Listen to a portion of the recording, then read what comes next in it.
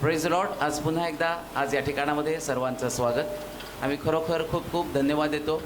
तुमचं सर्वांचं उदंड मिळणार असं प्रेम रेव्हरंट मनोज तेलोरे मिनिस्ट्रीज या चॅनलला मिळत आहे, म्हणून सर्व गौरव पुन्हा एकदा फक्त परमेश्वराला.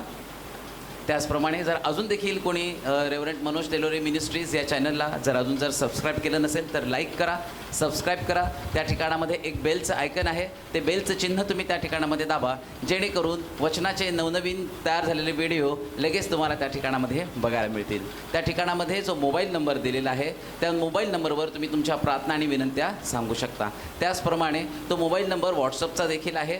त्याप्रमाणे तुम्ही त्या ठिकाणामध्ये तुमच्या जर काही साक्षी घडल्या असतील तर तुम्ही त्या नंबरवर व्हॉट्सअपवर तुमच्या साक्षी देखील तुम्ही त्या ठिकाणामध्ये शेअर करू शकता. आणि या ठिकाणामध्ये मला सांगण्यासाठी खूप आनंद होत आहे की परमेश्वर अद्भुत साक्षी घडवत आहे. आणि आज या ठिकाणामध्ये पुणे, परभणी, कोल्हापूर, अहमदनगर या ठिकाणातून अनेक लोक बाप्तिस्मा घेण्यासाठी या ठिकाणामध्ये आलेले आहेत. त्या सर्वांचं शिल्हो पेंटिकॉस्टल चर्च सोलापूर यांच्या वतीने पुन्हा एकदा मनपूर्वक स्वागत. आणि एवढ्यावरच अजून थांबलं नाही तर अनेक लोकांचे अजून देखील मेसेज आलेले आहेत, फोन आलेले आहेत. मुंबई, लोणावळा, नगर, पुणे आणि मिरज या ठिकाणातून अजून लोक उत्सुक आहेत. त्यांना देखील या ठिकाणामध्ये सोलापूरच्या आपल्या शिल्हो चर्चमध्ये यायचं आहे आणि रेव्हरंट मनोज तेलोरे यांच्या हस्ते त्यांना बाप्तिस्मा घ्यायची त्यांची पण इच्छा आहे. असेच लोक नवनवीन या ठिकाणामध्ये अनेक वेगवेगळ्या गावातून येत आहेत, म्हणून सर्व गौरव फक्त परमेश्वराला आपण या ठिकाणामध्ये देणार आहोत. आणि ही वेळ आहे वचनाची. यावेळेस आपल्यामध्ये रेव्हरंट मनोज तेलोरे येत असताना आपण आपल्या जागेवर उठून जोरदार स्तुती करतो आजच्या दिवसाबद्दल. देव लोकांचं जीवन बदलत आहे आणि गोष्ट अतिशय चांगली गोष्ट आहे की लोकांचं परिवर्तन होणं. अनेक दिवस देवाचं वचन गाजवत असताना आम्हाला असं वाटतं की लोक बदलतील का, परंतु व्यक्ती उपदेश करेल तर लोक बदलणार नाही, पण देवाचं वचन आत्म्याच्या द्वारे गेलं तर लोकांचं परिवर्तन घडणार. ते जीव मज्जातंतू सांधे आरपार भेदून जाणार वचन आहे. एखाद्या व्यक्तीला जर बदलायचा निर्णय त्याने घेतला ना तर त्याला अडवणारं पण जगात कोणी नाही बरं का. हालेलुया. 275 किलोमीटर लांब परभणी, परंतु ते ब्रदर 275 किलोमीटर लांबून बाप्तिस्म्यासाठी आलेले आहेत. हालेलुया. आणि एवढं मोठं काम होत आहे. पुष्कळ लोकांनी आम्हाला सांगितलं की जो बाप्तिस्म्याचं यूट्यूबला आपण टाकून दिला संदेश, त्याच्यानंतर लोक खडबडून जागे झाले. आम्ही त्यांना कळालं, ते म्हटले स्वर्गात आम्ही जाऊ शकत नाही, आमच्यापासून हे वचन लपलेलं होतं. आणि खूप लोकांनी निर्णय केला. त्यांना म्हटलं की आता तुम्ही तुमच्या चर्चनी नाही दिला तर माझ्याकडे या, आम्ही तुम्हाला बाप्तिस्मा देऊ. कारण शास्त्र सांगतं सत्य तुम्हाला समजेल आणि सत्य तुम्हाला बंधमुक्त करेल. धार्मिक असणं वेगळं आणि स्वर्गात जाणं वेगळं बरं का. हालेलुया.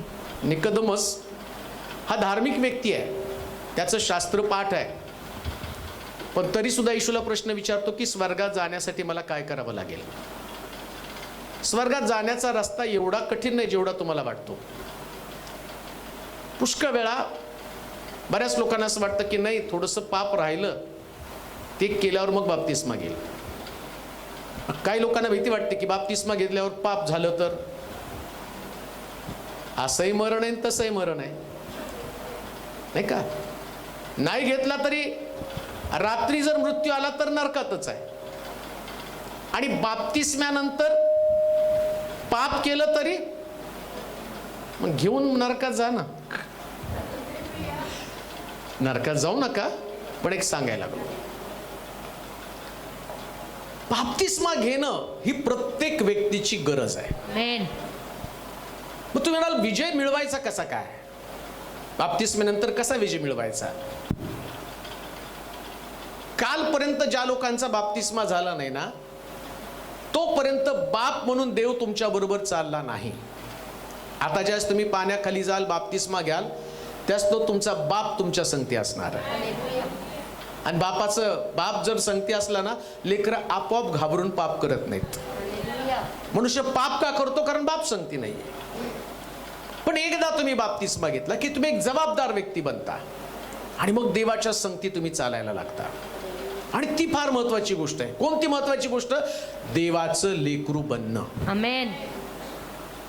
सगळं तुमच्याकडे असलं आणि तुम्ही देवाची लेकरच नसला, पैसा संपत्ती सगळं ज्ञान प्रतिष्ठा सगळं काही असेल, परंतु देवाचंच लेकरू मी बनलं नाही. कित्येक लोकांनी मला फोन केला, ते म्हणले तारण होऊन आमचं 17-18 वर्ष झालेले आहेत, परंतु आमच्या अजूनही आम्हाला बाप्तिस्मा नाही, आम्हाला कळलं पण नाही, आमच्या चर्चनी पण नाही सांगितलं आम्हाला बाप्तिस्मा घ्यायला पाहिजे. आणि मग ते म्हटले की आता काय करायचं, आमचं चर्च आम्हाला बाप्तिस्मा देत नाही. मी म्हटलं त्यांनी बंद केलं तरी आम्ही खुलं केलेलं आहे. का? कारण दिवस अंतिम आहे आणि आम्हाला जास्तीत जास्त लोक स्वर्गाच्या राज्यामध्ये घ्यायचे. काही संबंध नाही पुण्याच्या लोकांचा, परभणीच्या लोकांचा, मिरज सांगलीच्या लोकांचा, आमचा काय संबंध आहे. पण आमचा संबंध तो आहे, या सगळ्यांसाठी दार उघडून स्वर्गामध्ये पोहोचवायचं आहे.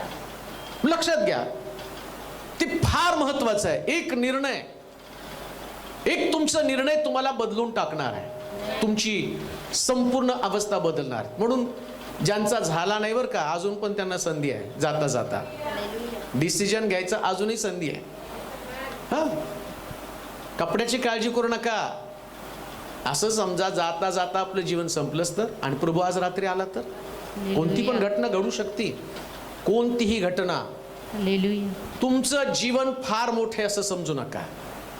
फार छोटंसं आमचं जीवन आहे. आणि आज जर तुम्ही बघितलं तर सगळीकडे तेच यायला लागले. त्या व्हॉट्सअप फेसबुकवर तेच आलं. जीवन थोडंच आहे. कोरोनामुळे तर आमचं जीवन मर्यादित झालेलं आहे. कोरोना संपणार नाही, संपत नाही, संपणार पण नाही. लक्षात घ्या, त्याच्यापेक्षा भयानक अजून रोग येत आहे, येणार, माणसं मरणार. कारण शास्त्रामध्ये, आता माझा विषय तो नाही पण त्याच्यामध्ये असलेलं मृत्यूनं खिडकीतनं प्रवेश केलेला आहे आणि रस्त्यावरती तरुणांच्या प्रेताचा खाच पडलेला आहे. अजून तर काही नाही, पेंड्यासारखी माणसं रस्त्यावरती मरून पडतील. त्यात एखादं प्रेत माझं असेल आणि माझं प्रेत रस्त्यावरती असेल तर या प्रेताला त्यांनी अगोदर निर्णय न घेतल्या कारणानं तो स्वर्गामध्ये पोहोचू शकणार नाही. मग स्वर्गामध्ये पोचणं ही माझी तळमळ असणार आहे.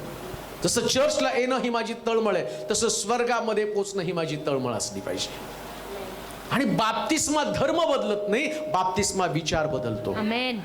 बाप्तिस्मा तुमचं एकंदर कृती आणि तुमचं वर्तन बदलतं. प्रिया, तो तुम्हाला कधीच ख्रिस्ती बनवत नाही, कधीच नाही. प्रियांनो, प्रभू येशू ख्रिस्त ख्रिस्ती बनवण्यासाठी आला नाहीच. तो चोर आहे, तो चोरी, घात व नाश करण्यासाठी. मी आलो तुम्हाला जीवन देण्यासाठी. तो जीवन देण्यासाठी आलेला आहे. म्हणून इथं धर्म परिवर्तन नसतं. आणि प्रश्न असा आहे, एवढे ख्रिस्ती लोक जगामध्ये आहेत, परिवर्तन किती लोकांचं आहे? धर्म बदलला पण जीवन बदललं नाही. पण काही लोकांचा धर्म नाही बदलला पण जीवन बदललेलं आहे. त्यानं ख्रिस्तावरती, बाप्तिस्मा म्हणजे ख्रिस्तावरती विश्वास ठेवणं आणि त्याला अनुसरण्याचं निश्चित करणं. तो आपल्या अंतःकरणामध्ये विश्वास धर आणि मुखानं कबूल कर. काय कबूल कर? तो जिवंत देवाचा पुत्र आहे. बस, हा जर तुमचा विश्वास आहे आणि तुम्ही पाण्याखाली गेला, पाण्यातनं वर आल्यावर तुम्ही देवाचं लेकरू बनलेला. पुन्हा मी तुम्हाला सांगतो, किती वर्ष चर्चला गेला आला? 0. बाप्तिस्मा नाही तर 0. खातच उघडलं नाही ना, खातच उघडलं नाही. जाणार कुठं सगळं? म्हणजे तुम्ही शाळेमध्ये, थोडक्यात सांगतो, एका मुलानं शाळेत ऍडमिशनच घेतलं नाही पण प्रेझेंटी लावली. लिहिणार कुठं प्रेझेंट? कुणाच्या नावा पुढे लिहिणार आहे? ऍडमिशन घेतल्यावर रीतसर मग त्याची प्रेझेंटी घेतली जाते ना. तो नाही सर, मी आणि दररोज शाळेमध्ये हजर होतो. बाबा तुझं नावच लिहिलं नाही रजिस्टर मध्ये. बाप्तिस्मा म्हणजे चर्च रजिस्टर नाही. तुम्हाला माहिती का, आज बाप्तिस्मा घेणारे देवदूत सगळे तिथं स्वर्गामध्ये आता रजिस्टर घेऊन थांबलेले आहेत. जे पाण्याखाली जातील त्या सगळ्यांची नावं लिहायला सुरुवात होणार आहे. इतकी मोठी घटना आहे. हा एक विधी नाहीये, ती फार मोठी घटना आहे. शास्त्र काय सांगतं माहिती का? एक व्यक्ती ज्यावेळेस बाप्तिस्मा घेतो, एक व्यक्ती, आज 18 जण घेणार आहेत. एक व्यक्ती ज्यावेळेस बाप्तिस्मा घेतो ना, त्या स्वर्गामध्ये देवदूत एकत्र होतात. कशासाठी? कारण ती व्यक्ती देवाच्या राज्यामध्ये येत असते. आणि एक व्यक्ती ज्याचं तारण होऊन बरेच वर्ष झाले, तारण तर बाप्तिस्मा झाल्याशिवाय होत नाही, पण त्यांच्या मनाचं, त्यांना असं वाटतं माझं तारण झालं. बाप्तिस्मा होत नाही तोपर्यंत तारण नाही. पण हे तारण होत असताना त्यांना विलंब जेवढा करेल, परंतु परंतु देव कृपा करण्यासाठी सतत त्याचं अंतःकरण मोठं करणार नाही. एकदा त्यानं कृपा काढली मग तुमचं अंतःकरण कठोर बनतं आणि मग तुम्ही कधीच बाप्तिस्मा घेऊ शकत नाही, तुम्ही कधी स्वर्गात पण जाऊ शकत नाही. आणि मग किती उपदेश ऐकलेला, तुम्ही म्हटलं ना मी शिलो चर्चला जातो, तुम्हाला तर जास्त फटके का? परभणीवरून लोक आले, कोल्हापूरवरून आले घेऊन, त्यांनी बाप्तिस्मा घेतला, तुम्ही शिलोत जाऊन घेतला नाही, मग यांना तर चांगलं हंटरने सोडकून काढा पडा. हालेलुया. हा, तुम्हाला तर जास्त फटके आहेत. त्यांनी झाला नाही, त्यांनी जरा विचार करा. फटके खाऊ नका. ही सक्ती नाही, पण ते देवाची आज्ञा आहे. देव पण सक्ती करत नाही. जीवन मरण सगळं ठेवलंय.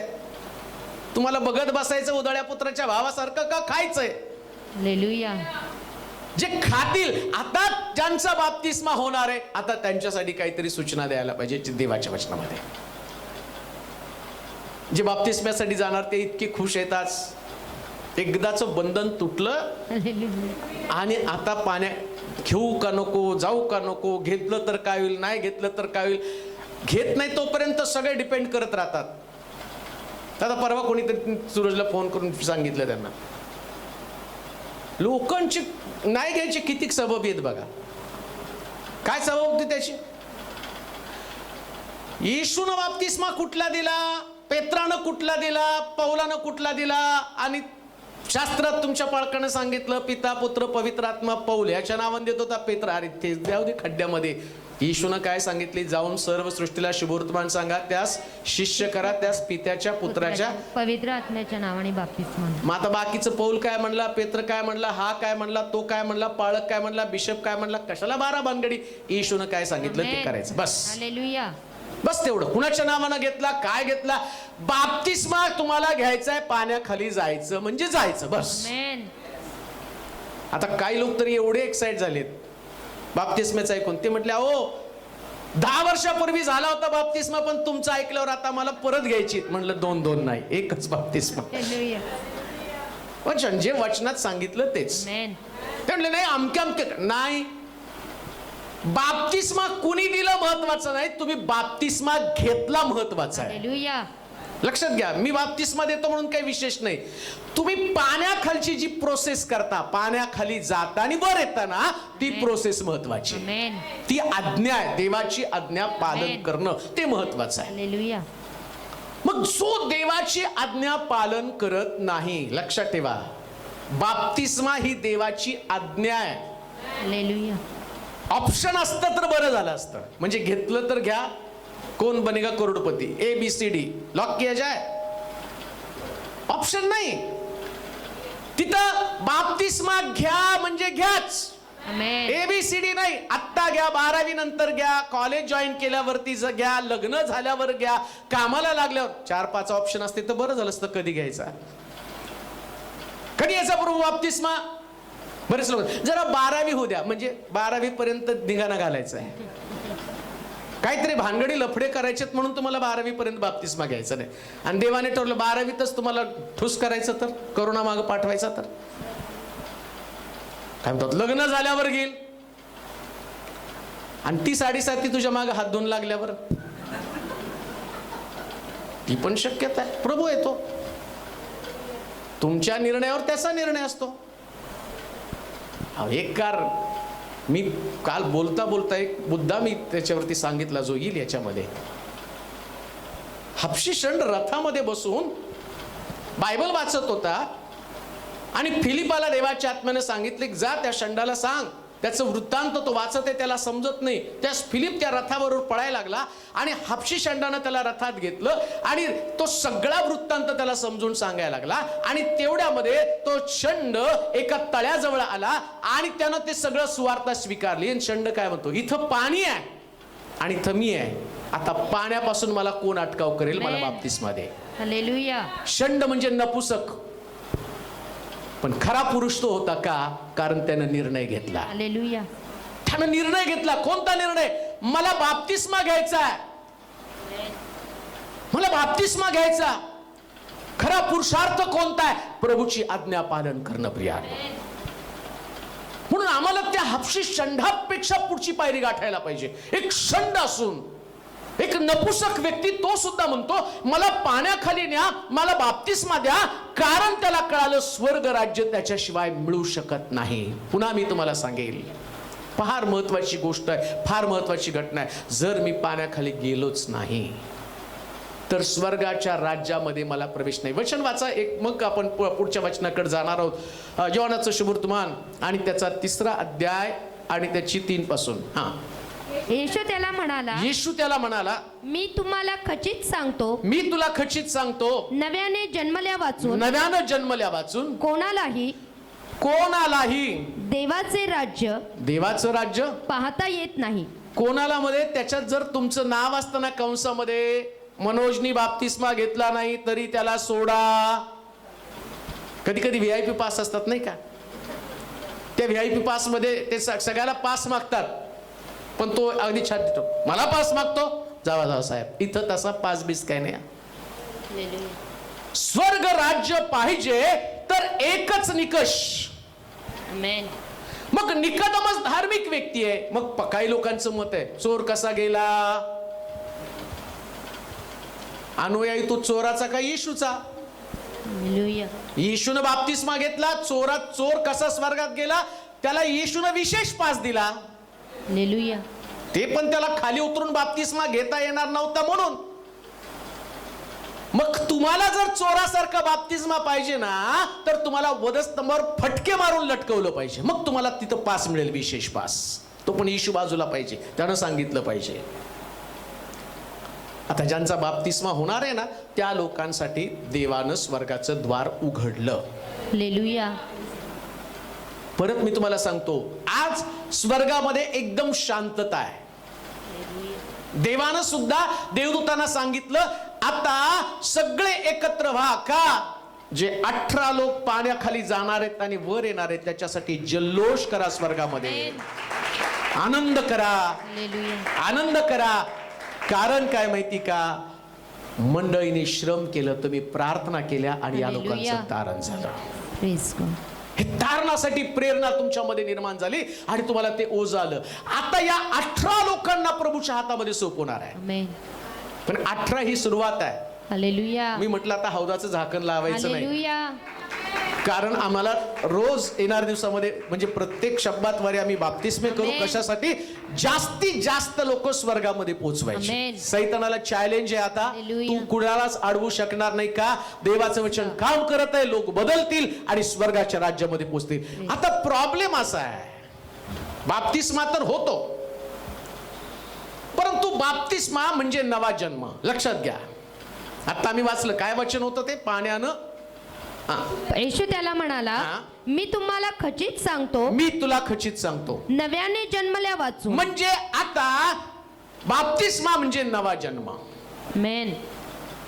मग आता नवा जन्म म्हणजे जुना जन्म पण समजला पाहिजे. जुना जन्म काय आहे?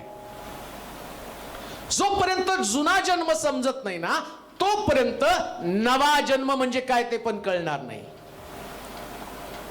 जुना तुमचा टीव्ही, पूर्वीचा टीव्ही कसला होता? Black and white.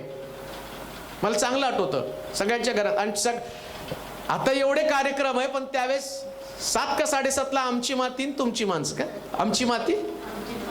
आणि त्यालाही लोक बघत बसायचे, माती माणसं तेवढंच लागायचं. 5:30ला त्या रंगीबिरंगी रेगायच्या आणि त्याला एक म्युझिक असायचं, ते म्युझिक सुद्धा ऐकत बसायचो. आता जाहिरात सुद्धा बघूशी वाटत नाही, त्या स्टील जाहिराती असायच्या, एकदम तिथं आवाज यायचा पाठीमागं आणि फक्त तिथं द्यायचं. हे सगळं जुनं झालं. आता तुमचा टीव्ही एवढा ऍडव्हान्स झालेला आहे, या टीव्ही मध्ये तुम्ही मोबाईल कनेक्ट करू शकता आणि त्या युट्यूबचे सुद्धा सगळं त्याच्या तुमच्या टीव्ही मध्ये. मग तुम्हाला पूर्वीचं आठवतं, पूर्वीचे टीव्ही तुम्ही म्हणते एकदम बंडल होते, त्यांनी ठेवत पण नाहीत घरामध्ये. तुमची LED, LCD वेगवेगळ्या प्रकारच्या व्हरायटी आलेल्या. म्हणजे जुनं पाहिल्यावर नव्याची किंमत तुम्हाला कळते. तसं तुमचं जुनं जीवन, बाप्तिस्मा म्हणजे नवं जीवन. परंतु या नव्यामध्ये म्हणजे त्याला ऍडव्हान्स करण्यासाठी, त्याला वेगळं करण्यासाठी, नवीन करण्यासाठी काहीतरी त्याच्यामध्ये डेव्हलपमेंट करावी लागेल. स्क्रीन तशीच आहे पण डेव्हलप केलेली आहे, खोकं तसंच आहे, साईज वाढवलेली आहे. आतली टेक्नॉलॉजी तशीच आहे, सर्किट तसंच आहे, थोडंसं काहीतरी त्याच्यामध्ये ऍडव्हान्स केले, पण तेच आहे हा. सगळ्याला टॉवर तिथंच आहे. कशाने टीव्ही दिसतो तुम्हाला? सॅटेलाइट आहे तिथं. सॅटेलाइट बदललेत का? हा खाली बदललाय, डबडं बदललेलं आहे. सॅटेलाइट तोच आहे. तसा आमचा सॅटेलाइट तोच आहे वर. हालेलुया. तिथून सगळं चॅनल फिरवलं जातं.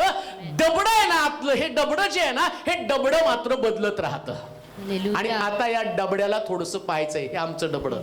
हालेलुया. आता हे जुनं डबडं कसं होतं? नव्या, आज तुमचं टायटल, नव्या जन्मातली अडखळणं, किंवा तुम्हाला डेव्हलप होण्यासाठी कोणती अडखळणं तुमच्यामध्ये असतात. म्हणून वाचूया कलेसिकराचं पत्र आणि त्याचा 3रा अध्याय आणि त्याचं 1 पासून काही वचन वाचूया. म्हणून तुम्ही ख्रिस्ताबरोबर उठविले गेला आहात, उठवले गेला आहात. तर ख्रिस्त देवाच्या उजवीकडं जेथे बसला आहे तेथल्या वरील गोष्टी मिळवण्याचा यत्न करा. वरील गोष्टीकडे मन लावा.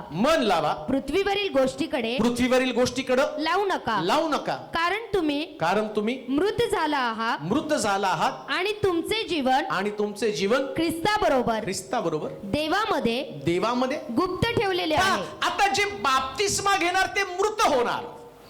आमेन. नवीन व्हायचं म्हणजे मृत व्हायला पाहिजे.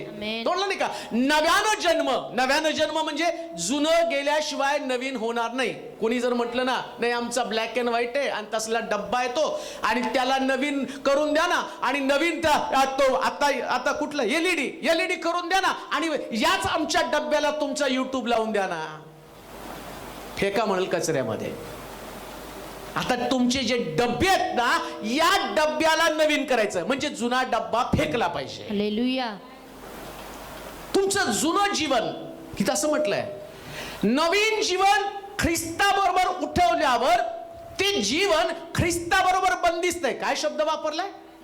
ख्रिस्ताबरोबर उठविले गेला आहात, तर ख्रिस्त देवाच्या उजवीकडे. नाही, आधीचं वचन. म्हणून तुम्ही ख्रिस्ताबरोबर उठविले गेला आहात, तर ख्रिस्त देवाच्या उजवीकडे जेथे बसला आहे तेथील वरील गोष्टी मिळवण्याचा यत्न करा. वरील गोष्टीकडे मन लावा. पृथ्वीवरील गोष्टीकडे लावू नका. कारण तुम्ही 3ऱ्या वचनामध्ये कारण तुम्ही मृत झाला आहात आणि तुमचे जीवन ख्रिस्ताबरोबर देवामध्ये गुप्त ठेवलेले आहे. तुमचं गुप्त जीवन उघड व्हायला सुरुवात होणार आहे. आमेन.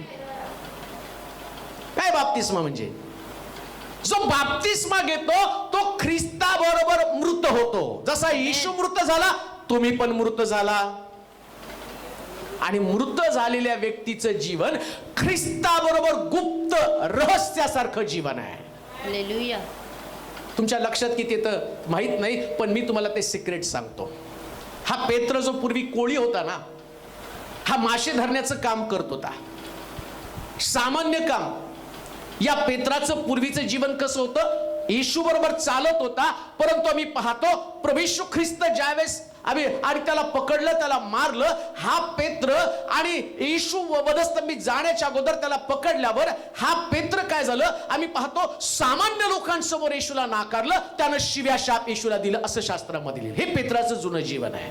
एक भीती, एक दडपण सगळ्यांमध्ये, आणि सेवेच्या बाबतीत माग, कारण प्रभूला त्याला सांगावं लागलं. 12 शिष्यांमध्ये एका यहुदानं येशूला धरून दिलं, पण पेत्राच्या बाबतीमध्ये हा पेत्र येशूला सोडून जाण्यामध्ये, आणि आम्ही पाहतो, आणि तो पहिल्यांदा पळाला. योहान सुद्धा वधस्तंभाच्या पायथ्याजवळ शेवटपर्यंत राहिला. परंतु आता प्रभू येशू ख्रिस्त मृत झाला, मेला, आणि बायबल काय सांगतं? त्याच्या मरणाबरोबर तुमचं जीवन गुप्त झालं आहे. येशू ख्रिस्त मेला आणि पेत्राचं गुपित, त्याचं रहस्य उलगडलं. कोणतं? 3 लोकांसमोर नाकारणारा पेत्र 3000 लोकांचं धारण करतो. हे सिक्रेट आहे.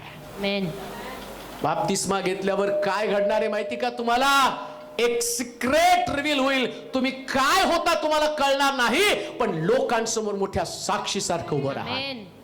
एक अद्भुत साक्ष. हालेलुया. ख्रिस्ताबरोबर तुमचं जीवन जे गुप्त आहे, Praise the Lord. जे लपलं गेलेलं आहे आणि ज्याला हाईड केलेलं आहे, आणि ते गुप्त जीवन आता ख्रिस्ताबरोबर पुनरुत्थित होणार आहे. Amen.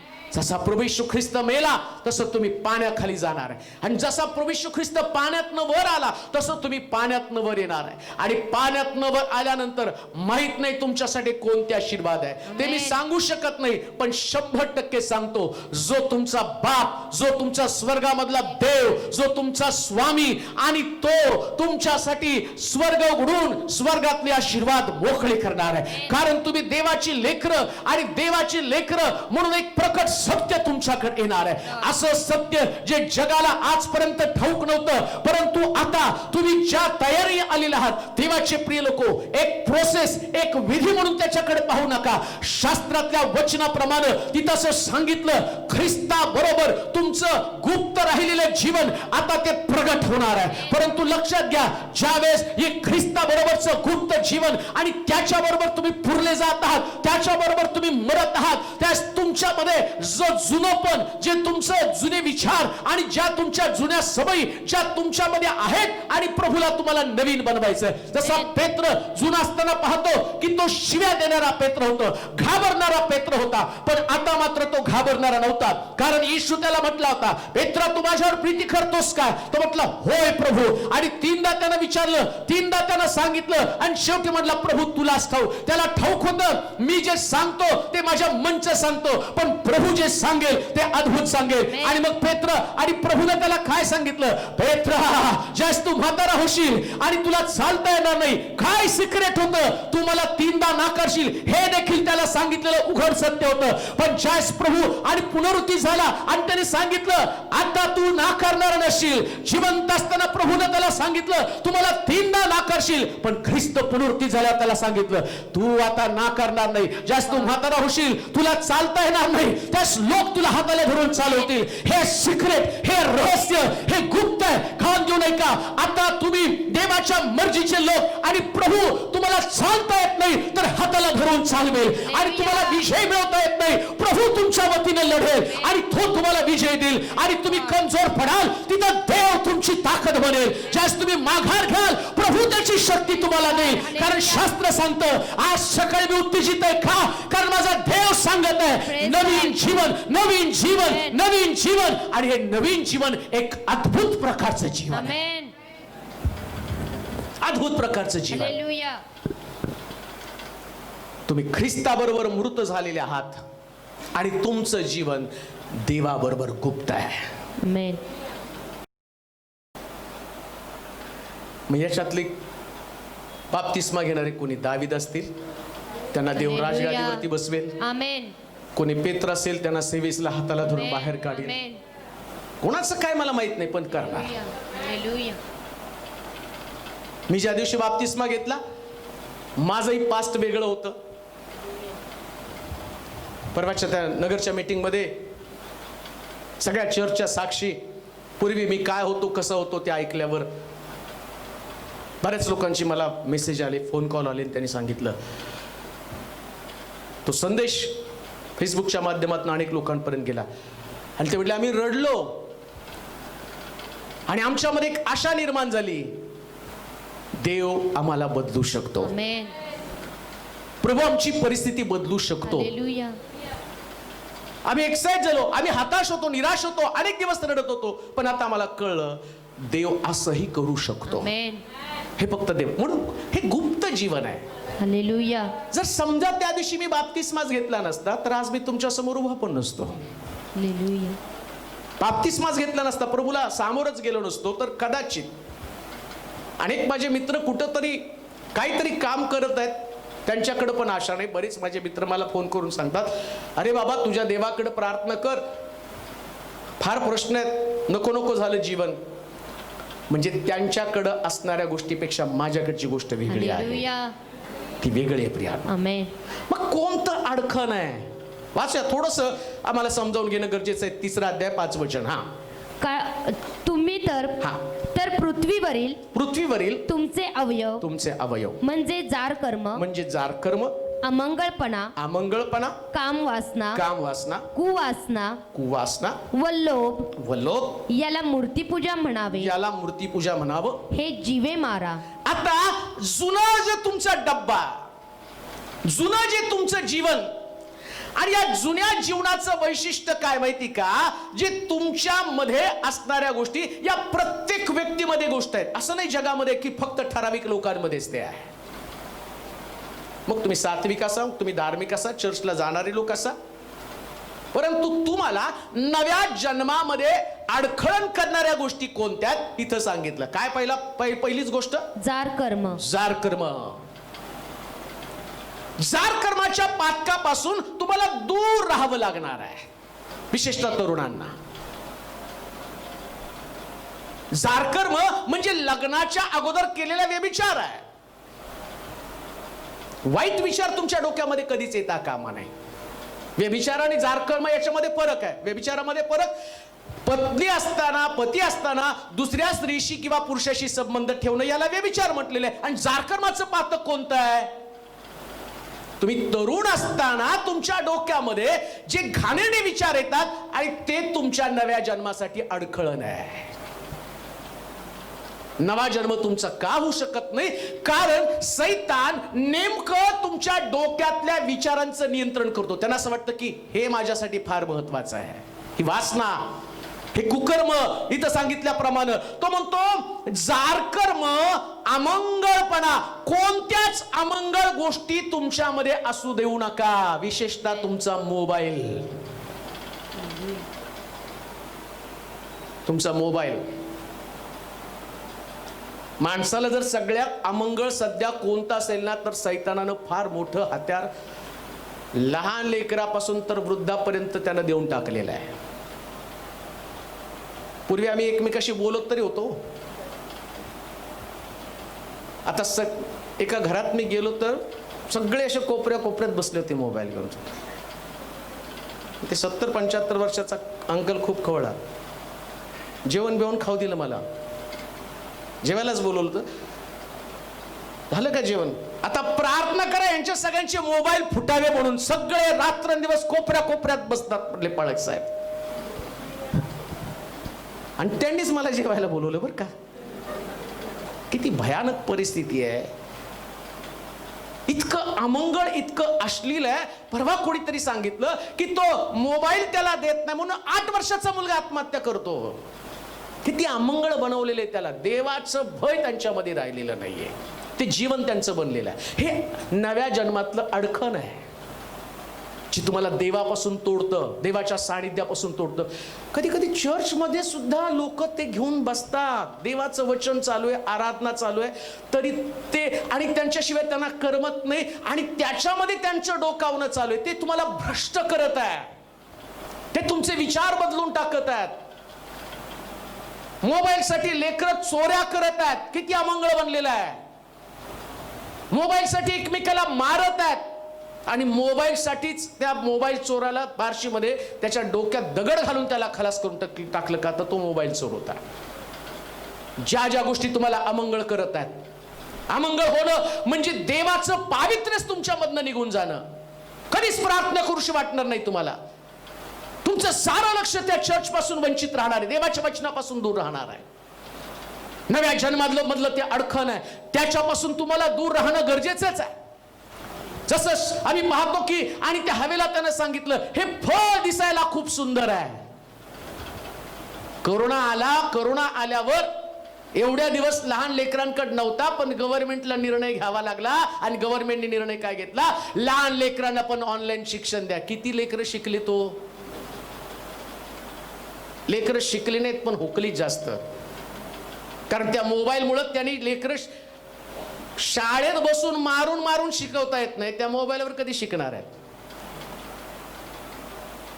ते आमच्या हानोकचा पोरगा इथं आला, त्याला ते मोबाईल देऊन त्याचा क्लास चालू होता. क्लास चालल्यावर मी पण त्याच्या बाजूला बसलो. बघू म्हटलं याच्यामध्ये काय शिकवतात ते. तिकडं ती टीचर शिकवायला लागली, आणि ती छोटीशी मुलगी, मला वाटते 5वी-6वीला असेल, तिने पिक्चरचं गाणं लावलं, नाचायला, आणि तिला माहित नाही सगळेजण बघायला लागले. मग त्या टीचरनं ते बंद केलं. आणि तिच्या पालकाला फोन केला आणि सांगितलं मी शिकवत आहे, तुमची पोरगी नाचत आहे. मग त्या चालू मोबाईलवर लाईव्ह तिला बडवण्याचा पण मोबाईल लाईव्ह तिथं चालू होता. एवढं भ्रष्ट होऊन गेलेलं आहे सगळं. हे नव्या जन्मातलं फार मोठं अडकण आहे. देवावरती प्रेम करणारे लोक बना. आमेन. ख्रिस्ताच्या प्रीतीपासून मला कोण विभक्त हालेलुया. करेल. इकडं पौल म्हणतो आणि इकडे या अमंगळ गोष्टींनी लोकांना देवापासून तोडलेलं आहे. म्हणून देवासाठी तुमचं अंतःकरण असुसलेलं असलं पाहिजे. काम वासना, कुवासना आणि लोभ. लोभ हे सगळ्यात मोठं अडकण आहे जे तुम्हाला देवापासून तोडतं. लोभी अंतःकरण असू देऊ नका. जी गोष्ट तुमच्यासाठी नाही त्याचा विचार पण करू नका. देवाला त्याच्या लोकांना सगळ्यात चांगलं द्यायचं असतं. हालेलुया.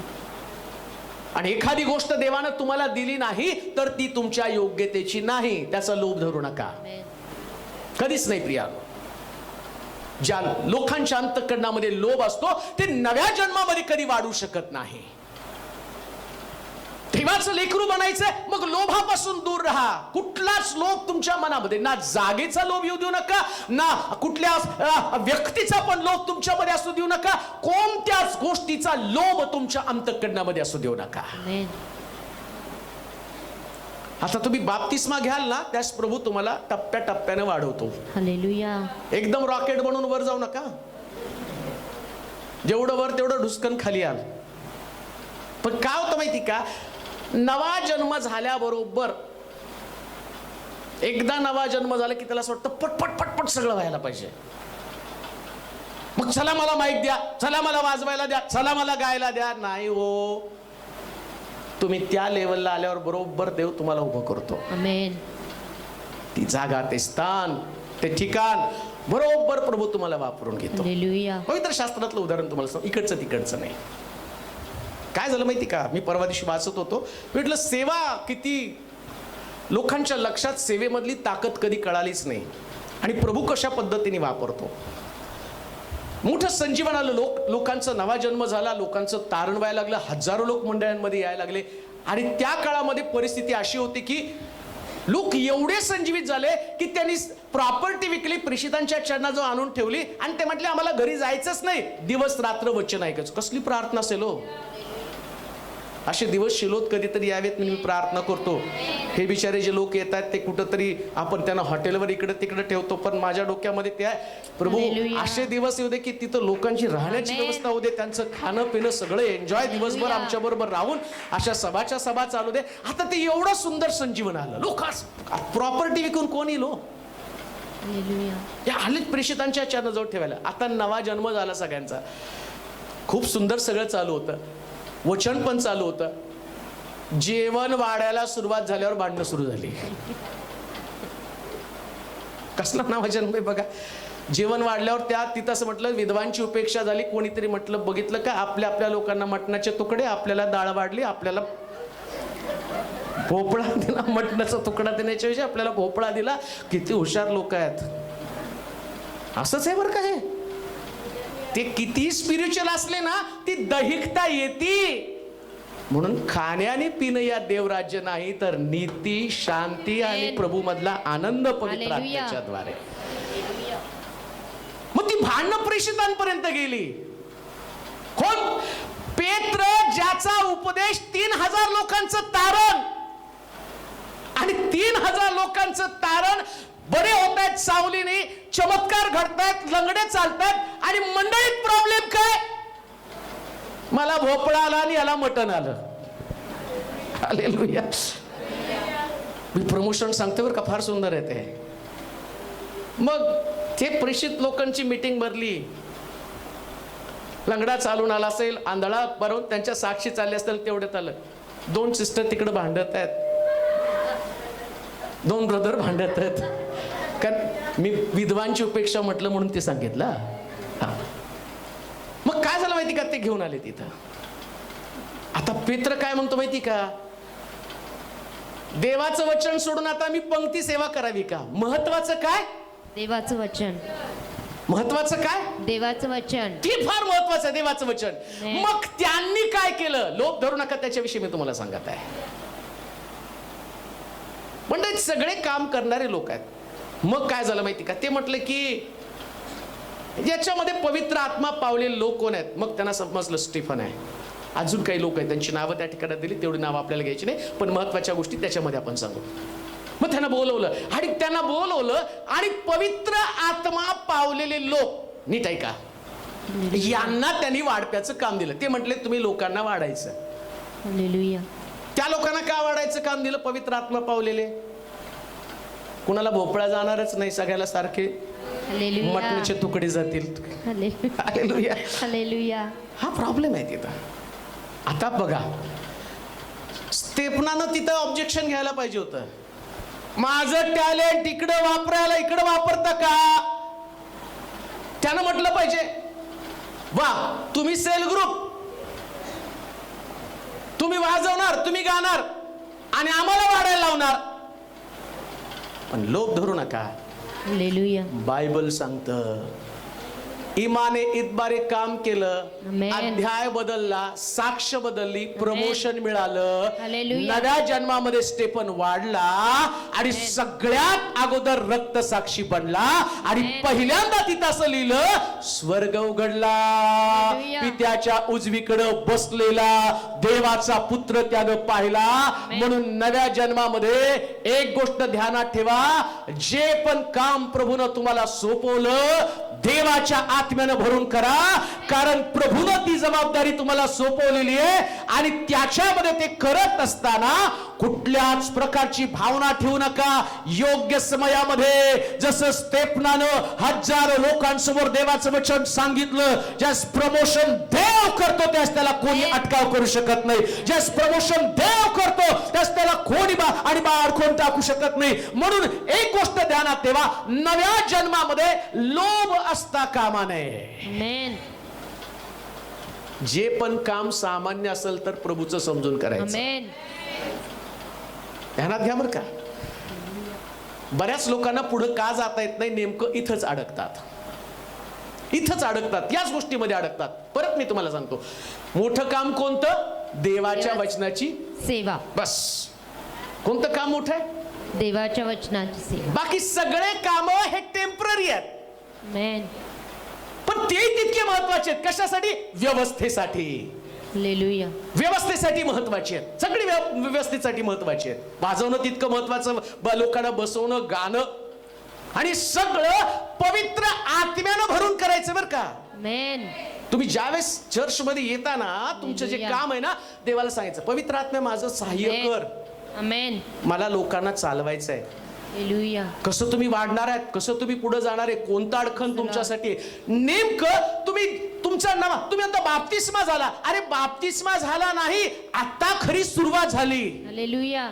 आत्ता खरी सुरुवात झाली. तो देवाचं लेकरू म्हणून आत्ता खरी आध्यात्मिक जीवनाला सुरुवात झाली. आणि आध्यात्मिक जीवनामध्ये तुम्ही जसं पुढे जाल ना, तसं तुमच्यामध्ये नको असणारी अडखळणं येतील. आणि त्यातलं अडखण आम्ही पाहतो की तिथं असं म्हटलं, कुवासना, कामवासना, जारकर्म याच्यामध्ये पूर्वी तुम्ही चालत होता, आता इथून पुढे चालायचं नाही. आता नाही चालायचं. अजून काय करायचं पुढे वाचा. त्यामुळे देवाचा कोप होतो. काय होतो त्याच्यामुळं? देवाचा कोप. नीट ऐका, ज्यांचा नवा जन्म होत आहे, ज्यांचा नवा जन्म होत आहे त्यांनी नीट ऐका. नव्या जन्मामध्ये जर जुन्या गोष्टी तुमच्यामध्ये आल्या, मग कोणत्या जुन्या गोष्टी? इथे सांगितलेल्या गोष्टी, ह्या जुन्या गोष्टी आहेत. म्हणून म्हटलं जुनं मॉडेल कळल्याशिवाय नवीन मॉडेल तरी कसं कळणार आहे? आधी जुनं तर समजून घ्या, काय आमच्यामध्ये फॉल्ट आहेत, काय आमच्यामध्ये चूक आहे, अजून काय फॉल्ट आहेत, खाली वाचूया. हा, तुम्हीही पूर्वी त्या वासनात जगत होता, तेव्हा त्यामध्ये तुम्ही चालत होता. परंतु आता क्रोध. काय करायचं नाही? क्रोध. काही लोकांना त्याचं फार भूषण वाटतं. ते सांगतात, मी एकदा चिडले ना, त्यांचा हात बी असं हलतो की असं वाटतं की जग हालायला लागलं काय. मी प्रार्थना खूप करते, पण चिडले तर माझा नवरा सुद्धा कोंबडी सारखा नाचतो माझ्या समोर. वा वा वा वा, किती छान. ब्रदर पण सांगतात, मी चिडलो तर जगाला आग लावतो. अरे आधी घरातले ढेकणं मार, मग जगाला आग लावायला जा. कोण कोणत्याही परिस्थितीमध्ये क्रोध तुमच्यामध्ये येता कामा नये. क्रोधानं तुमचं घात होतं, नुकसान होतं प्रियांनो. हाबेलाला मारण्याचं कारण कायनाच्या अंतःकरणामध्ये आलेला क्रोध, आणि क्रोध येण्याचं कारण सुद्धा आध्यात्मिकच आहे. ते काही दहिकारा नाही, तो उपासक आहे, आराधक आहे. दोघं पण उपासनेसाठी गेलेले आहेत. परंतु अशा काही गोष्टी लक्षात घ्या, सैतानाला तर तुम्हाला नरकाकडे न्यायचंय, त्याला पुन्हा तुमचा जुना टीव्ही काढायचा आहे, त्याच्यावरती तेच लावायचं, 5:30ला लागायचं नाही का ते एक म्युझिक. मग पूर्वी पण तुमचं जे म्युझिक होतं तेच लागावं. मग तो काय करतो, ते म्युझिक लावण्यासाठी पुन्हा एकदा तुम्हाला त्या टोन मध्ये आणून सोडतो, राग येण्यासाठी. कुठल्या तरी गोष्टीनं तुम्हाला राग यायला पाहिजे. मग तो चर्च मध्ये गेला, बघितलं तुमच्याशी बोलतं का कोण? सगळे सगळ्याला प्रेज लॉर्ड करतात, तुम्हाला कोण फिरलं डोकं? मलाच केलं नाही, मग तू का नाही केलं? तू मोदी आहे तुम्हाला येऊन करण्यासाठी? तुम्ही जायचं प्रेज लॉर्ड करायचं. बारीक सारी गोष्टीत बरं का, या तुमच्या लक्षात पण येणार नाही, तुमच्या लक्षात पण येणार नाही. पण कुठंतरी तुम्हाला अडकवावं, राग यावा. राग आला, सैतानाला जास्त नको, थोडीशी जागा पाहिजे, एवढीच. नुसतं ती हवा, एक शब्द जास्तीचा तिने टाकला, मधल्या झाडाचं फळ खाऊ नको, त्याला स्पर्श सुद्धा करू नको, एक शब्द टाकल्याबरोबर त्याने तिच्यावरती झेप घेतली. एक अडखळण. शांती तुटू देऊ नका. प्रभू मध्ये सतत आनंदी करा. तो पुन्हा सांगतो, आनंद करा. अपमान होईल, विरोधात वागलं जाईल, सगळ्याच गोष्टी तुमच्यासाठी अनुकूलच असतील अशा नाही. निंदा करतील लोक तुमची, अपशब्द बोलतील, वाईट बोलतील, तुमच्या योग्यतेची जागा तुम्हाला मिळणार नाही. तुम्ही ज्या प्रकारे लायकात, कामाच्या ठिकाणामध्ये सुद्धा तुम्हाला तुमच्या योग्यतेची जागा मिळणार नाही. शेजारी तुमच्याशी वाद करतील, कुटुंबातले लोक तुम्हाला दुखावतील, रागावतील, तुमच्याविषयी वाईट बोलतील आणि तुमचा अपमान करतील, तुमची निंदा करतील, पण तरी सुद्धा तुम्हाला रागवून चालणार नाहीच. रागवला की प्रश्न तुमचे वाढलेले आहेत, आध्यात्मिक जीवन संपणार आहे. देवाची संगती, देवाची समीपता, देवाची जवळीकता तुम्ही गमावणार. म्हणून राग येऊ देऊ नका, क्रोध येऊ देऊ नका. पुढे काय म्हटलं वाचा बरं. संताप, दुष्टपण, निंदा.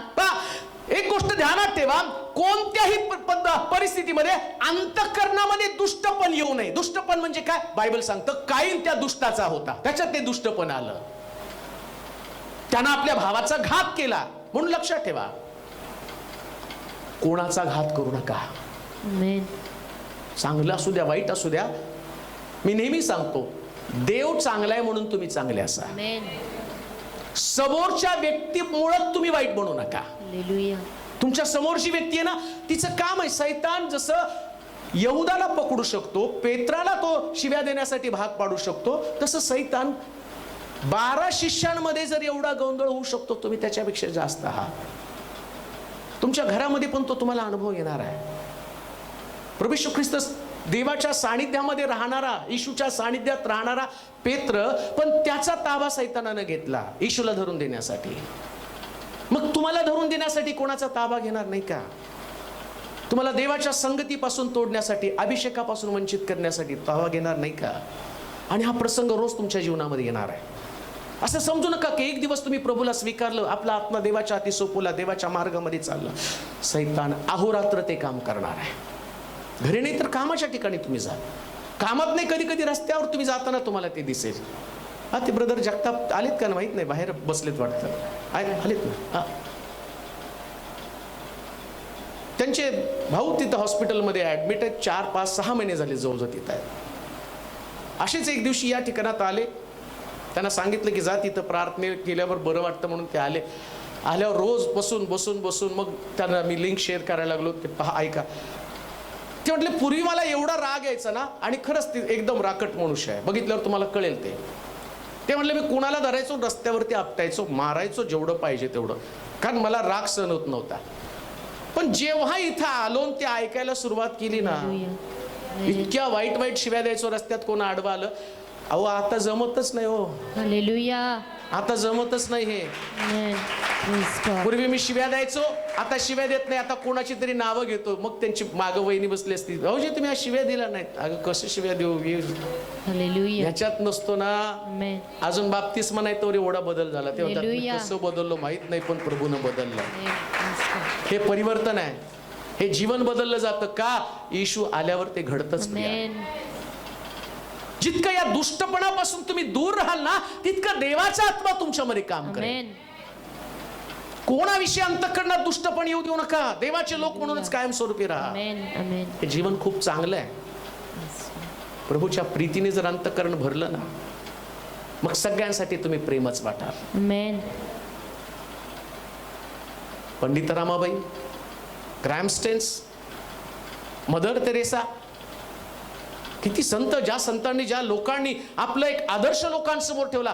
लोक त्यांच्याशी काय बोलले कधीच त्यांनी विचार केला नाही. प्रियानो, त्या मदर तेरेसानं कुष्ठरोग्यांसाठी भीक मागायला सुरुवात केली. झोपडपट्टीमधला एक मुलगा तो आला, तिच्या हातावर थुकला. ते म्हटले कुष्ठरोगांसाठी, या लोकांसाठी मला द्या. तो हातावर थुकला. हृदयच एवढं चांगलं. ती म्हटली हे माझ्यासाठी थुकला, या हातावर त्या रोग्यांसाठी काहीतरी दे. लाजला तो, तिच्या बरोबर काम करायला लागला. Hallelujah. हृदय जर स्वच्छ राहील ना, नव्या जन्मामध्ये तुमच्यामध्ये अनेक चांगल्या गोष्टी घडतील. प्रिया, Amen. नव्या जन्माचं हे अडखण आहे. Amen. कोणाविषयी दुष्टपण येऊ देऊ नका. Hallelujah. परिवारामध्ये, मंडळीमध्ये तुम्ही आपापल्या ठिकाणामध्ये जाल, पण तुमचं परिवर्तन लोकांनी जाणलं पाहिजे. Amen. तुमच्यातली नम्रता, तुमच्यातली सहनशीलता, हे दुष्टपण जाण्यासाठी तुम्हाला नेमकं काय करावं लागेल? देवाच्या लोकांमध्ये सहनशीलता असली पाहिजे. Amen. जितकं तुम्हाला सहन करता येईल तेवढं सहन करा. कुठपर्यंत सहन करायचं? कबरेत जात नाही तोपर्यंत. आम्ही ऐकलं ना, ज्यांनी ख्रिस्त येशूमध्ये बाप्तिस्मा घेतला त्याने त्याच्या कशामध्ये बाप्तिस्मा घेतला? मरणामध्ये. म्हणजे बाप्तिस्मा म्हणजे काय? देवा मरण. मेलेल्या माणसाला राग येतो का हो? मग तुम्हाला आला तर मरून जीवन झाला म्हणजे काय झालं? तुम्ही बोला की, बोला की, काय झाला? म्हणजे बाप्तिस्मा झाल्यावर राग आला तर मी कोण आहे? आणि मग हालेलुया. चर्च मध्ये येऊन हात वर. कोण हात वर करते? मग बोला बोला, मी नाही बोलत. कोण हात वर करत? बऱ्याच वेळा पती पत्नीचं भांडण घरामध्ये होतं,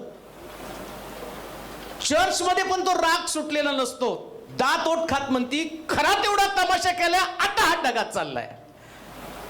नाही हो, ज्या दिवसाचा राग त्याच दिवशी विसरून जा. Amen. म्हणून म्हटलं चर्च म्हणजे नुसतं येऊन बसणं नाही. Hallelujah. बाप्तिस्मा म्हणजे नुसतं पाण्याखाली जाणं नाही. Hallelujah. बाप्तिस्मा म्हणजे मरणं. Amen. स्वभावाला मरणं, क्रोधाला मरणं, संतापाला मरणं. अजून काय म्हटलं? निंदा. निंदा. कोणाची निंदा करू नका. Amen. जोरात आमेन आवाज येऊ Amen. द्या. अजून जोरात येऊ द्यावं. Amen. नाही, आम्हाला निंदा कळत नाही. दुसऱ्याच्या अपरोक्ष बोलणं म्हणजे निंदा. आणि तोंड मग मी कोणाच्या पाठी, बरेच लोक मी कोणाच्या मागे बोलत नाही. जे बोलायचं एकदम तोंडावर बोलतो त्याला उघड्या तोंडाचं म्हणतात. ते पण चालत नाही. फटकळ तोंडाचं नाही का? बोलण्यास धीमा. कसं बायबल मध्ये सांगितलंय? बोलण्यास धीमा. बोलण्यास आणि ऐकण्यास तत्पर. Amen. ऐकायला तत्पर पाहिजे. मग ज्या दिवशी तुम्ही कोण जर कोणाच्या विषयी पाठीमागं बोलत असेल ना, लगेच बाहेर निघायचं. Amen. Sorry, Hallelujah. मी मेलेला आहे. Hallelujah. ते इकडे इकडे ते कळलं का? मला कळलं, तुम्हाला नाही कळलं. तुम्ही म्हणायचं मी मेलेला आहे. Hallelujah. हालेलुया. Hallelujah. ख्रिस्ताबरोबर मेलेला आहे. Amen. काही लोक मेलेलं मड जिवंत होतं तसं, कुठं खट्ट आवाज भिंतीला आणि एवढं बसा ना, तिकडचं ऐकू द्या.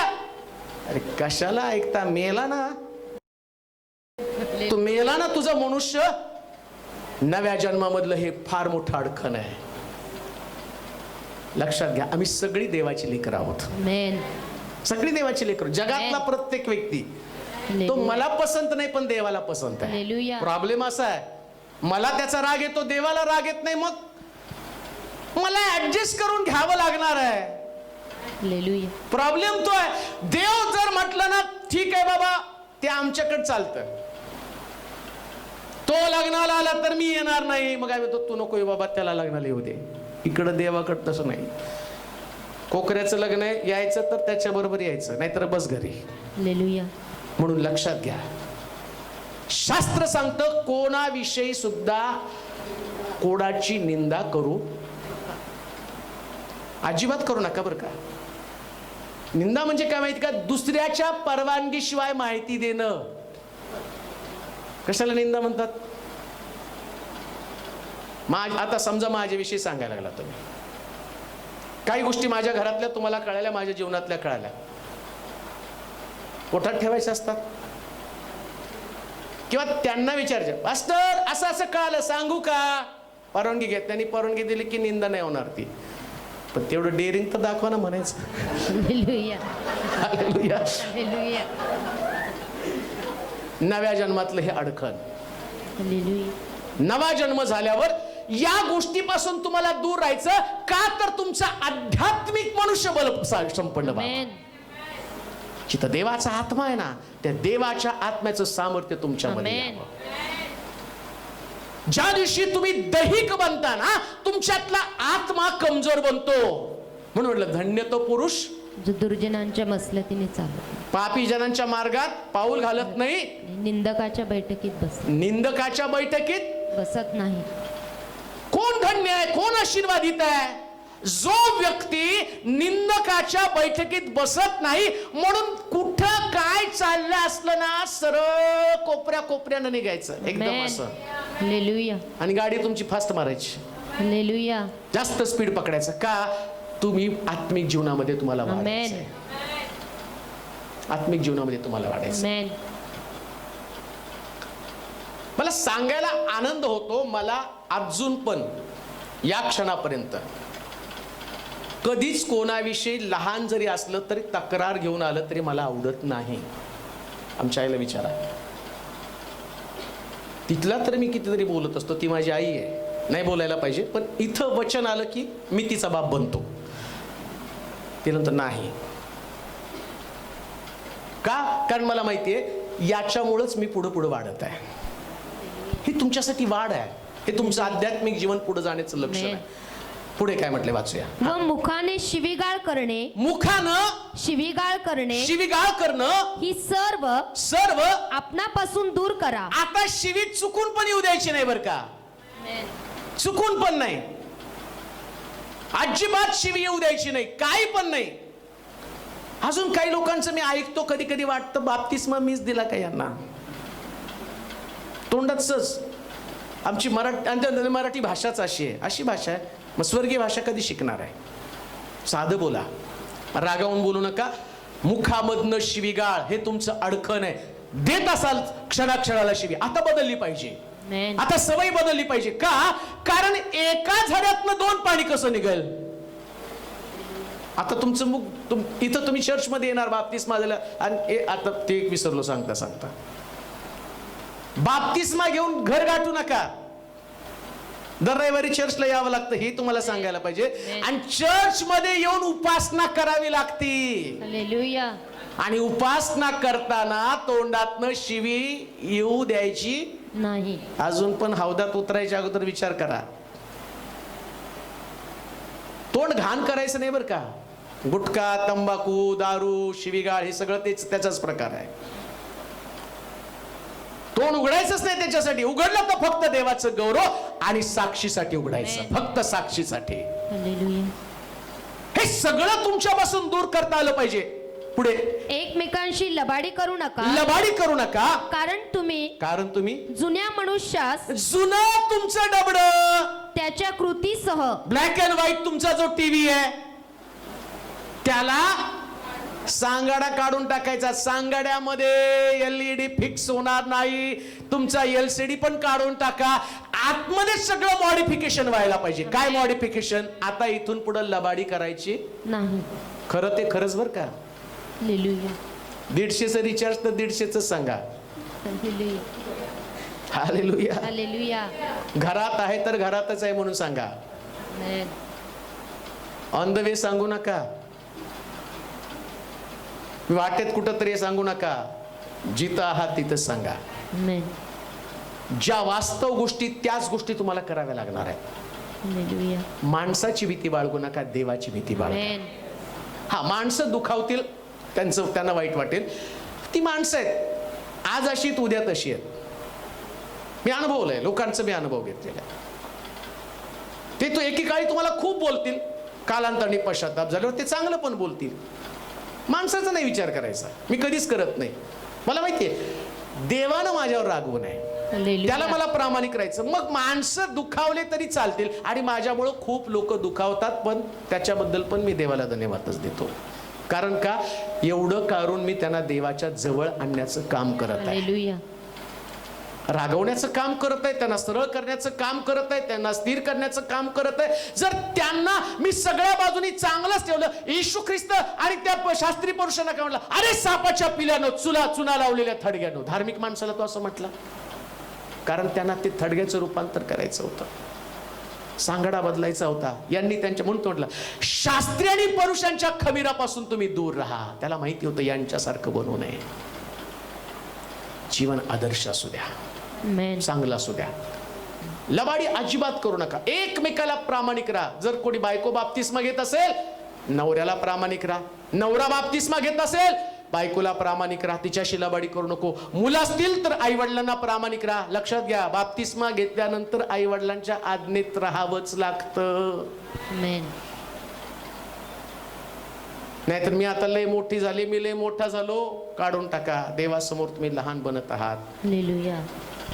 प्रामाणिक जीवन, उघड्या पुस्तकासारखं जीवन तुमचं असलं पाहिजे. शंका कुशंका कधीच असता कामा नये. अगदी तुम्हाला अजून मी बाहेर चाललो कपडे घालून, आमच्या कुठं चालला, मी तिला म्हटलं पाहिजे, अजून सुद्धा माझ्यावर डाऊट घेते का, मी तिला बोललं पाहिजे.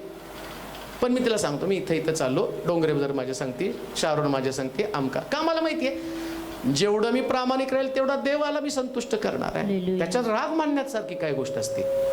प्रामाणिक राहा, एकमेकाला प्रामाणिक राहा, लबाडी करू नका. जितकं लबाडी कराल तितकं देवाचा कोप तुमच्यावरती येईल. नव्या जन्मातलं हे अडखण आहे. एकदा तुमचा बाप्तिस्मा झाला, आता तुमच्याकडे लबाडी असता कामा नये. आता त्याच लबाडीविषयी मी बोलत नाही, अनेक लबाड्या तुम्ही जीवनामध्ये करत आहात. कोणती लबाडी? चर्चचा समय चर्चला देणं ही पण लबाडी आहे. तुम्ही लबाडा. तुम्ही कितीतरी कारण सांगता, एखादा रविवार चर्चला नाही आला, वेळेवर चर्चला नाही. आम्ही कधी कधी दुसऱ्याला सांगतो वेळेवरती, आपण आम्हीच नसतो वेळेवरती. असं पण होतं बरं का. ती पण लबाडी. म्हणजे देवा सांगती तुम्ही लबाडी केलेली. ज्या देवानं तुम्हाला सप्ताहभर सांभाळलं, त्याला तुम्ही किती प्रामाणिक राहिला, किती विश्वासू राहिला. कुठल्याच बाबतीत लबाडी करू नका. दशांशाच्या बाबतीमध्ये करू नका. एकमेकाशी तुमचा व्यवहार, त्याच्या बाबतीत लबाडी करू नका. चर्चला लबाडी करू नका. वचन वाचण्यासाठी, प्रार्थना करण्यासाठी सुद्धा लबाडी करू नका. देवाचा वेळ देवाला द्याच. खोटेपणा, लबाडी म्हणजेच खोटेपणा बरं का. कळतं का तुम्हाला? काय माहिती का, पैसे देण्याचे 2 प्रकार असतात. लहान लेकराला आम्ही 2000ची नोट देतो आणि त्याला आपल्याकडची लाल नोट सेम टू सेम मिळते. मग ते खुश होतं. माझ्या पप्पाची नोट त्याने आणली 5 पैशाला ती नोट, म्हणजे ती लबाडी आहे. तसं देवाच्या बाबतीमध्ये डुप्लिकेट देवाला नको आहे. जे आहे ते ओरिजिनल. तिथं खोटेपणा नको आहे. ओरिजिनल तुमचं जीवन राहू द्या. हे नव्या जन्मामधलं अडखण आहे. प्रामाणिक राहा देवाला. जेवढं तुम्ही देवाला प्रामाणिक राहाल तितकं प्रभू तुम्हाला उंच करेल. पण पवित्र शास्त्र शेवटी वाचूया. एकमेकांशी लबाडी करू नका, कारण तुम्ही जुन्या मनुष्यास त्याच्या कृतीसह काढून टाकले आहे. आणि जो नवा मनुष्य आपल्या निर्माणकर्त्याच्या प्रतिरूपाप्रमाणे. आता बाप्तिस्मा घेतला म्हणजे तुम्ही दुसरी येशूची कॉपी दिसली पाहिजे. आमेन. काय दिसलं पाहिजे? येशू. मग रोज तुम्ही स्वतःला बघायचं, मी येशू झालो का? कोणत्या गोष्टी माझ्यामध्ये कमी आहे? येशू सारखा मी का दिसत नाही? कोणता अडखर माझ्यामध्ये आहे? कोणती गोष्ट माझ्यामध्ये कमी आहे? आणि त्याच्यासाठी मी काय प्रयत्न करत आहे? म्हणून बाप्तिस्मा म्हणजे नुसतं चला एकदाच ओरडतात दर आठवड्याला नरकात जाणार एकदा मोकळं व्हावं. अरे नाही रे बाबा, आता तर जबाबदारी वाढली, पळू नका पण तरी पण, कारण इथं आणून पण सोडून देण्यात उपयोग नाही. येशू सारखं रोज बनावं लागेल. रोज तुमच्यामध्ये परिवर्तन, रोज तुमच्यामध्ये बदल, रोज तुमच्यामध्ये पावित्रता, रोज तुमच्यामध्ये शुद्धता, रोज तुमच्यामध्ये आवेश, रोज तुमच्यामध्ये देवाविषयीचं प्रेम, रोज देवाची इच्छा पूर्ण करणं. प्रभू येशू ख्रिस्त म्हणतो, पित्याची इच्छा पूर्ण करणं हेच माझं अन्न. ते रोज तुमचं अन्न बनलं पाहिजे. नव्या जन्मामध्ये ही अडखळ नाहीत, पण जुना मनुष्य कृतीसह काढा. म्हणून पवित्र शास्त्रामध्ये म्हटलं, बाप्तिस्मा म्हणजे नुसता अंगाचं मळ धुणं नव्हे. ते काय असं नाही की तुम्ही पाण्यात गेल्यावर बाहेर आल्यावर लक्षात. बरेच लोक म्हणतात नाही आता ते बुडवा ना आम्हाला त्यांच्यासारखं, आम्ही पण घेतो ना ते. तसं नाही, ते आंघोळ घालण्यासाठी नाही त्यांना उतरवलं. हा बदलला म्हणून पाण्यात उतरवलं त्याला. हे बदल आहे. आणि तो बदल येशू येईपर्यंत किंवा तुम्ही जग सोडून जाईपर्यंत रोज तुमच्यात बदल होत असावा. रोज बर का, रोजच्या दिवसामध्ये बदल. कालचा व्यक्ती आज असता कामा नये आणि आजचा व्यक्ती उद्या असता कामा नये. तुमच्यामध्ये रोज थोडं थोडं चेंजेस व्हायला पाहिजे. आणि जर तुम्ही परत जुन्या जीवनाकडे गेला ना, मग तुम्हाला तपासावं लागणार आहे, तुम्ही खरंच मेला का? देवाची प्रिय लोको, समारोप या गोष्टीने करेल. तुम्ही आज पाण्याखाली जाणार आहे आणि प्रभू तुम्हाला कवटाळणार आहे आणि देवाच्या राज्यासाठी तुम्हाला तयार करणार आहे. पण ती तयारी करत असताना पुन्हा एकदा देवाच्या राज्यामध्ये मजबूत व्हा. प्रार्थना करू. या क्षणाला आपण देवाच्या हातामध्ये पडूया. हा समय आपल्या जागेवरती आपण उभं राहू. डोळे बंद करा. क्वायर एक गीत गाईल. हे गाणं संपल्यानंतर प्रार्थना होईल आणि त्यानंतर सगळे ज्यांना बाप्तिस्मा घ्यायचा ते हौदाकडे येतील.